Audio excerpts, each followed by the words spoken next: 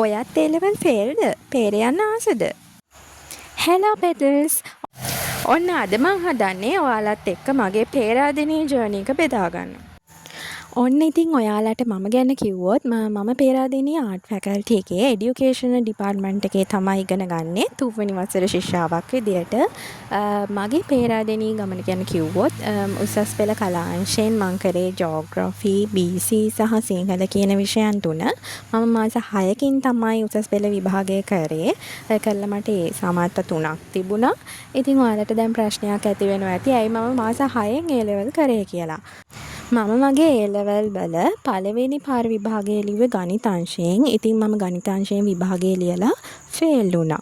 විෂයන් තුනම ෆේල් වුණේ නැහැ. විෂයන් දෙකක් ෆේල් වුණා. කම්බයින් මැත්ස් වලට විතරයි මට S එකක් තිබුණේ.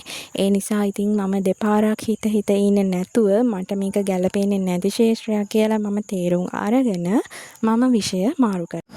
විෂයන් මාරු කරලා මම කලා විෂයන් තෝරාගෙන ඇත්තටම මම සිංහලයි BC ජියෝග්‍රැෆි තමයි තෝරාගත්තේ.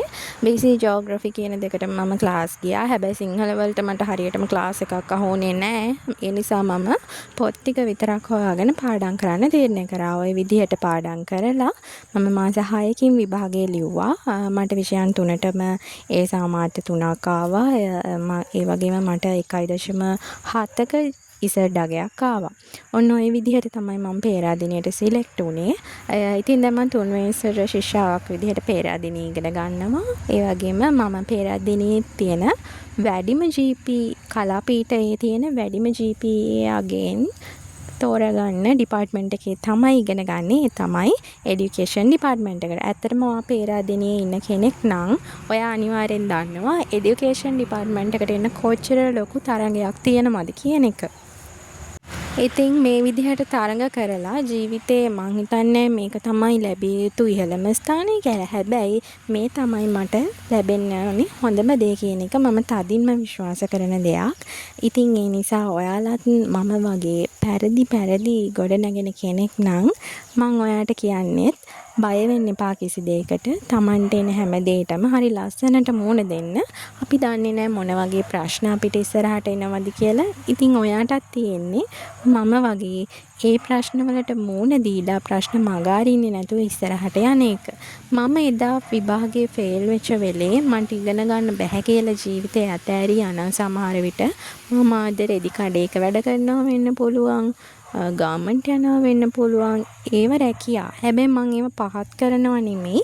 හැබැයි අපිට ඊට වැඩිය යම් මට්ටමකින් නතර වෙන්න පුළුවන් නම් අපි ඒ තැන නතර වෙන්න ඕනේ. එහෙම නැතුව අපි වැටෙන තැන නතර වුණොත් ඒක නෙමෙයි අපිට සුදුසු තැන වෙන්නේ.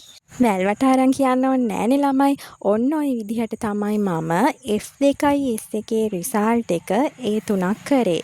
ඉතින් මම තනියෙන් පාඩම් කරේ. කවුරුත් මට උදව් කරේ නෑ කියන්න බෑ. මොකද මම විෂයන් මාරු කරන වෙලේ මට ලොකු ස්ට්‍රෙස් එකක් තිබුණා. මොකද යාළුවෝ එක්ක හැමෝම එක විෂයක් ඉගෙනගෙන මුළු ඒ ෆීල්ඩ් එකම අතහැරලා මම තනිකරම වෙනම ෆීල්ඩ් එකකට ආවේ.